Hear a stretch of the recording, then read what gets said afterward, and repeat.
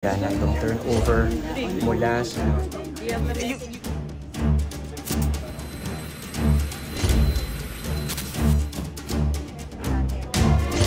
na po sa Pilipinas Business Bamban ng Mayor Alice Guo.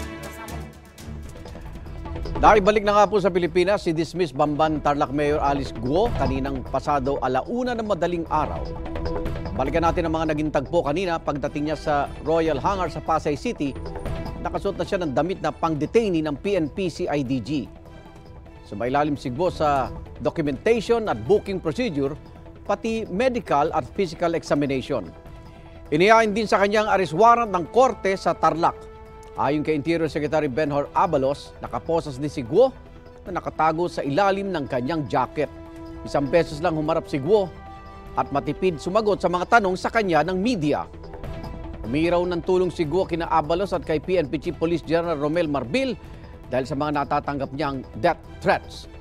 Kaugnay naman ang umano'y palit-ulo o hiningi umanong drug suspect kapalit ni Guo, sinabi ni Abalos na hindi nila ito gaanong napag-usapan ng mga otoridad sa Indonesia.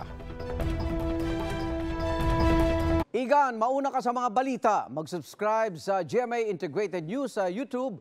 Sa mga kapuso abroad, subaybayan nyo kami sa GMA Pinoy TV at sa www.gmanews.tv.